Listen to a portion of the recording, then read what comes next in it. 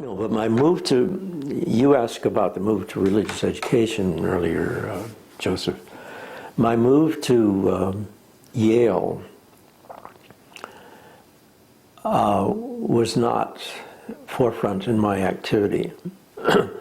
When Larry Kremen took over as president, and as far as I'm concerned, Larry goofed. As Larry, with all of his really good historical knowledge and skills, tried to force change and brought in Harold Noah as a dean. Harold was an economist, and Harold and Harry Passo were two of the leading figures in the development of the international testing stuff, which has been devastating as far as I'm concerned. Larry was trying to be his good Columbia University prof, which needed doing, upgrading the intellectual structures of Teachers College. I had no argument with that, except the way he did it. He brought in Fritz Yanni, who was a pain in the ass. And Fritz one time tried to get me to help get rid of one of the faculty members in the Department of Curriculum Teaching, and I tore into Fritz like mad. I just gave him hell. And we were I was chairman of the Department of Curriculum Teaching at that time, and we were having a deans and directors and chairman meeting, and I was sitting back in the back of the room with Larry, who was president at that time, and Larry was talking about something that needed doing. And he said, "Do you think Harold could do it?" Harold was dean at that time.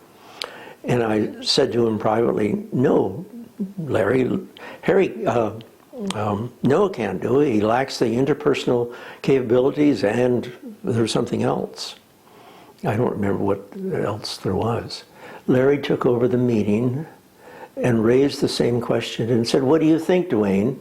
And I repeated what I said to him privately, publicly, which is that Harold Noah, who was chairing the meeting, lacks the interpersonal capabilities to do this. I don't remember what the task was. Harold was furious. He looked at me and finally said, after a few minutes of silence, he said, "Dwayne, you may leave the room." And I said, "You're acting like an elementary school principal, Harold." And stayed there, and there was silence. And gradually somebody got the meeting started again. The meeting ended. I went up to my office. Harold followed me up to the office, grabbed me by my necktie and put his fist in my face and said, "You are a son of a bitch." And I said, "I don't blame you for being angry, Harold." And I told everybody on the faculty what had happened at that time, including Larry. His conduct corroborated your, your observation. Well, and things began to fall apart. I didn't, the department, Harry Passo was chairman of the department at that time, as I recall. No, he wasn't chairman of the department. He was director of our division, and I was chairman of the department. He began to, the admission standards for doctoral students became, they needed money. That was it. Right. I couldn't stand, this was the this was the 70s, late 70s now. You no longer had the kind of intellectual curiosity that we had in the late 60s. I no longer had Mike Apples around, or Tom Grooms, or people of that kind. I had one doctoral student who was a woman who wanted to do something in Piaget, and she kept bugging me week after week after week, and I couldn't stand her anymore. And I thought, this isn't worth it. And Larry was beginning to deal with early retirement. And I wrote, and it was after 25 years of service, I said, "Am I eligible? Let me know." And when he said, "Yeah, you're eligible for early retirement," I submitted my letter for early retirement. And we talked in the family about what I would do, and I had no idea what I was going to do. The fallback was that we had this house up in the country, and I could go up and maybe teach school, and I half jokingly said, I could go up and become a tofu master, you know. And after 59 or 60 at that point. this was 58, no, 68. 68. No, it was 58. No, it was 58. Yeah, it was 58. 23. And it was, so I was granted early retirement, given the title of Professor Emeriti. And I was still teaching, of course, and I wrote to all my doctoral students and said I was retiring. And then after I retired, Arno also decided to do the same thing the same year. We didn't talk about that at all. I'm not sure. It happened, huh? Yeah, it just happened. And so they lost their two main figures in the field of curriculum at that time. And I don't think it bothered Harry at all. I'm sure it didn't, in fact.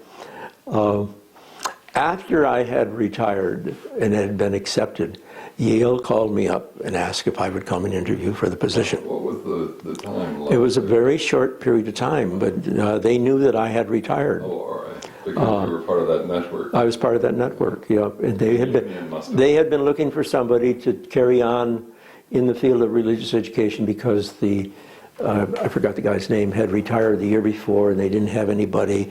They had interviewed Tom Groom, who was one of my students, and Tom apparently had said, you don't want me, you want my major professor. And I was well known in the Christian education community by that time because I had been so active in their meetings and so on and so forth. I was known at Princeton and around the country, including by the editor of the Religious Education Journal. And my name popped up, and so Lee invited me down for an interview. And no hesitation about that. I didn't have any hesitation about that. I was interested in doing it. Because I taught one course in religious education at Union with the help of Tom Groom. I wasn't particularly good at it, and I didn't have a good historical background in the field, but I was willing to develop that. After a couple interviews in which several members of the faculty the Yale faculty didn't want me because I didn't have any formal work in theology at all. I had no work in theology formally. All of my work was totally independent. So I had 2 or 3 interviews up there, and I remember the questions they raised, and I thought, well, I'll sit in on some of the courses. I never did it, but well, I didn't because for a variety of reasons. So we're on the road now. Well, no, I'll finish that story, and then I need to say something else about Teachers College. We were in the parking lot at Yale Divinity School. And I went, and the kids were Ellen and Jennifer were in the car, and I went. This is funny. I went back to the car and said to my family, "Well, it's mine if I want it." Morley was playing with a Rubik's cube. How old is she now? At that age? She was 14. She was beginning in 7th grade. All right, 12. She threw the Rubik's cube at me. Good Lord. And said, I hate you. I hate Yale. I hate God. she's the one who now is a very conservative evangelical Christian who's also a dancer. Incidentally, is my grandson. Is that right? Dancing, yeah. Is it your grandson? Yeah. Oh, well, I've got another picture of him. I don't dare remind her of that, and it was so funny. And I have reminded her of that at times. I think it's a great honor to be repudiated in the same breath with God. That's right. And Yale. That's right. But the other thing in connection with Teachers College, which was happening, I was increasingly inclined to use not necessarily theological language, but at least theological religious ideas as I talked about curriculum. And I had fewer and fewer students who wanted to hear that kind of stuff at that time in American education. Excuse me. A kind of strident secularism. Oh yeah, there was no interest in alternatives, and The division between church and state isn't as contentious in Canada as it is in the States. Yeah. But nonetheless, I probably won't assign the chapters that have explicit religious education in that course this coming June. Yeah. Yeah, I'll invite. I agree. Probably will be sensitive to that. So that was, and that's when I also was aware, I'm not really doing much to develop my lectures. There's not much new coming in that, and I'm getting tired of doing it. I didn't tend to reproduce the lectures year after year, but I found myself doing that increasingly, which is a bad sign. That's one of the things that I'm aware of. Ellen, in her teaching, is constantly doing something new as a way of both fostering her writing and her intellectual interest. Right. And that became impossible at Teachers College. There just wasn't that kind of intellectual interest in what was going on. And see, Larry also, I think it was Larry, I'm not sure about that. It was about that time that they started to cut back on their philosophy and history and sociology. The foundations of Teachers College went to pot. Really went to pot. And that's one of the reasons I have mixed feelings about Maxine. She became the figure that justified their lack of having any philosophy or history anymore, because she was the star and they kept her there teaching until she was 90 years old, which is inexcusable in terms of it. And Doug Sloan was furious. Doug and I met, I didn't recognize him at first, met at Walter Wink's funeral. And we were commiserating. I said, I no longer support Teachers College financially. Doug looked at me and said, I don't either, since they cut out my field. And he was the major historian left. Well, Robbie McClintock. But Robbie didn't do as much history as he did in technology after a while. Right, after a while. Yeah. So, and Teachers College is still sad from that point of view, as far as I'm concerned. I mean, she's doing a fantastic job of raising money, and I forget her name. I forgot she it. referred to when Maxine's death was announced. She said, "We've lost our philosopher queen." That's right. Yeah, and that's hagiography at the highest level, as far as I'm concerned. So, and I thought, gee, well, this will give me a chance to continue, my theological interest in education. I'll be associated with theologians, and I'll have students who are interested in the relationship between theology and education, and that turned out not to be the case. I didn't have students who were interested in that. My colleagues were, and I had some really fine colleagues. The Yale faculty was a good place for me. So it was a very welcome change of scene. Oh, it was a very welcome. But I found my first semester that I had overestimated the significance of what I would be able to teach there. I thought I'd be able to carry on my inquiry into the relationship between theology and religion and education. But people interested in Christian education are just like inexperienced teachers everywhere. They want gimmicks, and they want techniques, they want to know how to do it.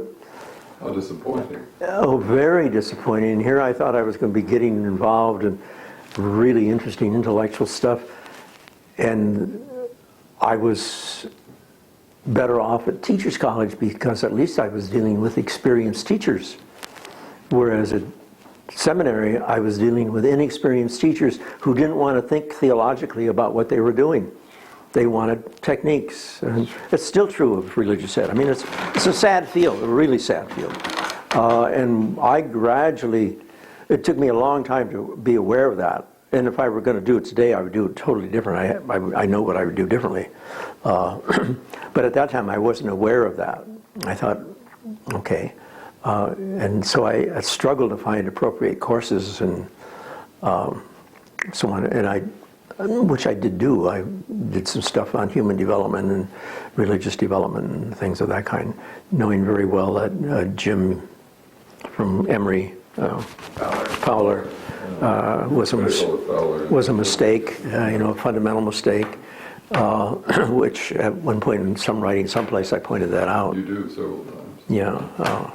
So at Yale, was there a Christian education program? There had been a Christian educator, and I'm having trouble pulling back his name, who was the editor of Religious Education.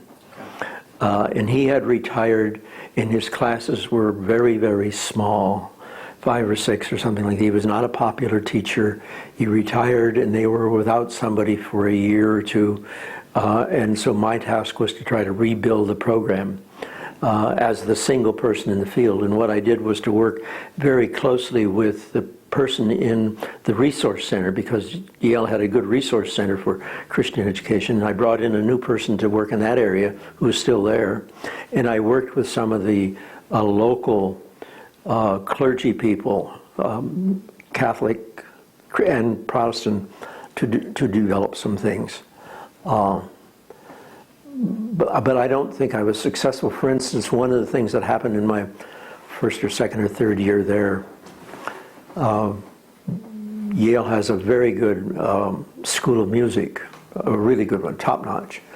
And I found myself getting students from the School of Music, church music, coming to take courses in religious education because they realized that church musicians needed to be multitask oriented.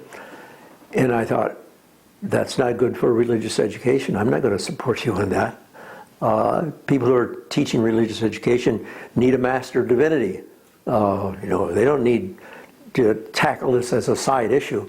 And so I gradually tried to push more and more of the religious education back into the people who were teaching the fundamental courses. I wasn't successful, and I still think that's the right way to go. There is no, and Ellen does a good job of this, there is no sense in teaching courses in theology and history and Bible without giving some clue as to what it means for the local church. It shouldn't be in the hands of the department of a specialty.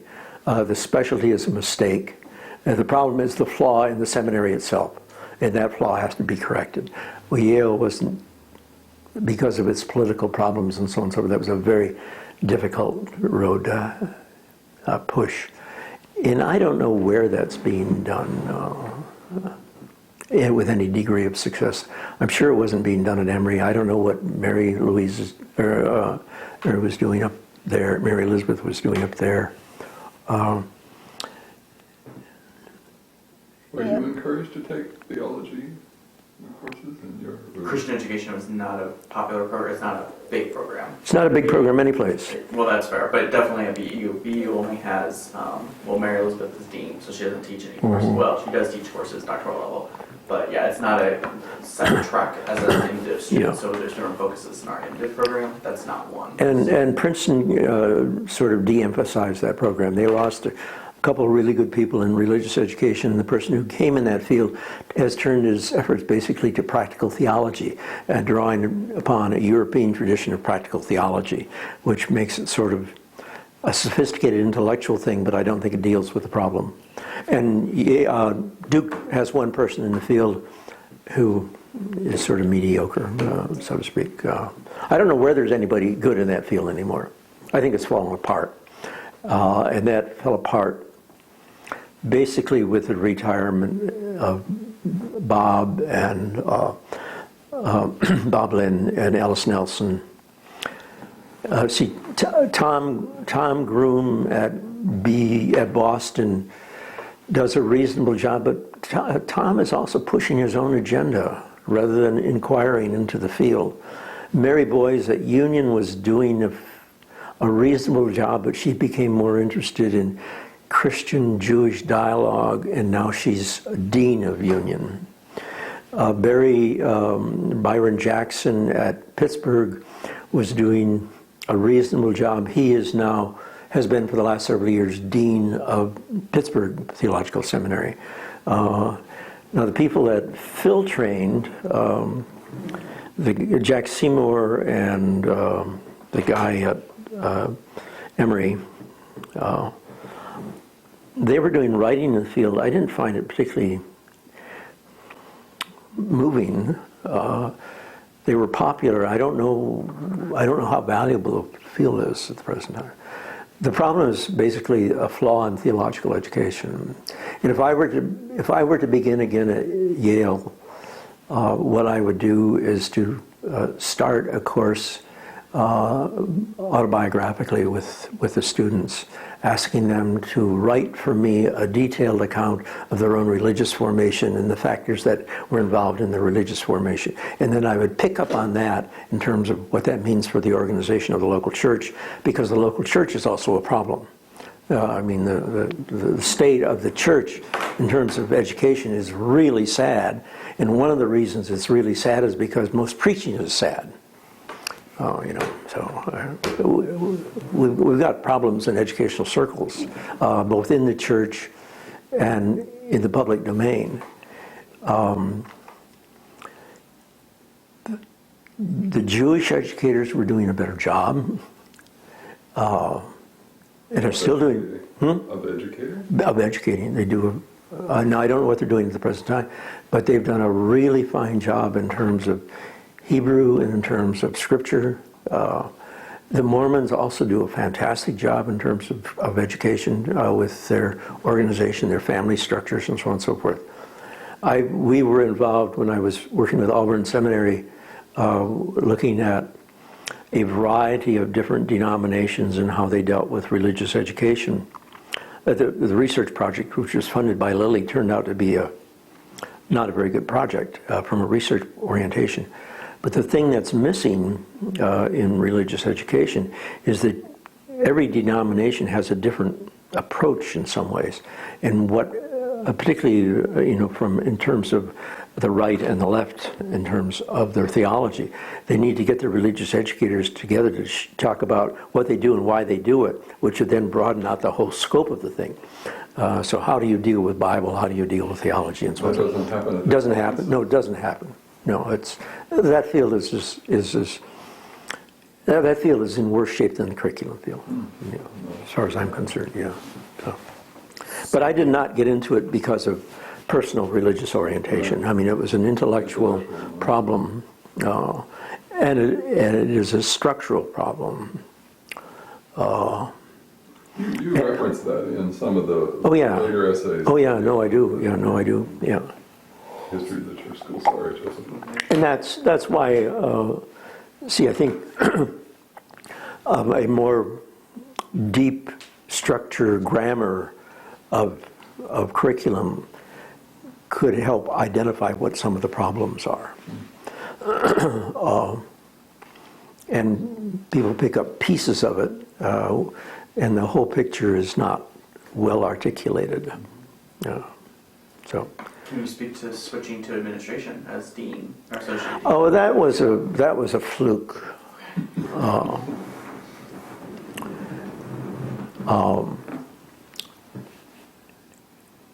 Yale, let's see, Lee Keck was acting dean. Lee Keck was dean. He retired after his second term, which was 10 years. Lee was a reasonably good dean, but not necessarily a creative dean. And I'm not sure what could have been done there. I worked in my first few years there very closely with Jim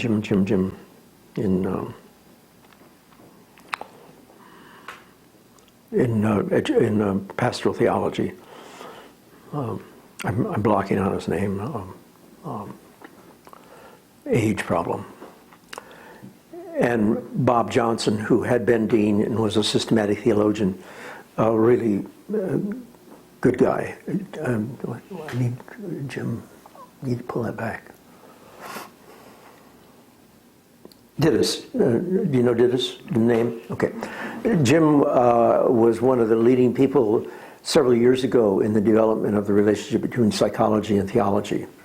And Jim was a reasonably good psychologist, and a reasonably trained theologian, although not necessarily well thought of. Bob Johnson and Jim and I started to, and I was deeply involved in the field education stuff at Yale, because that was one of the places where you could at least get your hands on some practical stuff. The three of us were trying to restructure the field education at Yale, and we came up with some administrative structures. And Lee Keck, I think, had some vendetta against Bob Johnson because we suggested that Johnson assume some administrative responsibilities for field education, which would enable us then to deal more systematic with theology and psychology in the local church. and Lee didn't want to bring back Bob Johnson into that kind of leadership role. So the whole effort to restructure field education also sort of fell apart. Lee retired, and they had Kavanaugh became acting dean for a year as the committee searched for a replacement. And what's his name? Who was the dean there while I was there? He came out of New Jersey. The name, I shouldn't be dropping that name like that. He came in and looking for, he came in as the dean and was looking for an associate dean for academic affairs. And talked with a variety of faculty members.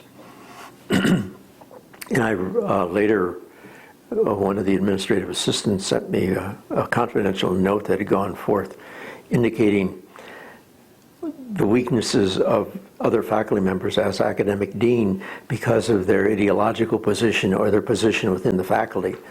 And there was a lot of, not necessarily tension, but it wasn't a smooth place. And I was asked to do that basically because I was not involved in the broader political structure and because I had had administrative experience. It wasn't a choice that I became administrator. It was like, it's one of the characteristics of religious educators. Religious educators in almost all of the universities have become major administrative figures. That was true at Union. It's still true at Union with Mary Boyes. It was true at BU. It was true at Boston College. It was true at Pittsburgh. It was true in Chicago. Claremont as well. Claremont. And I don't know what there is about religious educators that make them deans, except they have, some concern for structure. Unfortunately, the dean at, what the hell's his name? Why am I blocking? The new dean at Yale was not a strong dean. In fact, he created a whole host of problems. One of the signs of his weakness, I worked for him for 3 years. And once in that 3 years, we had a private conversation. Never did he consult with me or talk with me or ask what needed to be done. And I finally, the person who was in charge of the search committee for the president of Yale at that time was Bob Lynn, who was, a really fine religious educator, good historian. And Bob and I were reasonably close. Bob was very pleased to see that I took on the Yale spot because he had graduated from Yale. And I wrote to Bob after 2 years and said, Bob, I know you have connections with the senior administration, and I think that under no circumstances should this current dean be reappointed without a thorough evaluation of his work. And he ended up as a one-term dean. And they brought, the person who replaced me as the associate dean was a was a biblical New Testament scholar and a homiletician who really needed the money and did a good job in that area and was perhaps took more initiative in terms of design of program than I did. So that was not a conscious choice. Did you enjoy it? Did you enjoy it? No, the thing that I enjoyed was having something else to do besides to deal with some of those miserable education courses.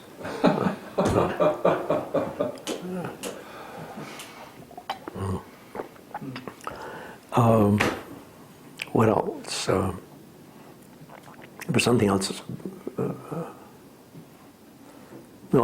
That about deals with the broad sweep of things for you. Yeah. So would you like to be more associated with the religious education field or the curriculum theory field? Is there a third? Or would you like to be associated with I'll answer that question in a different way for you. Let me show you. Okay.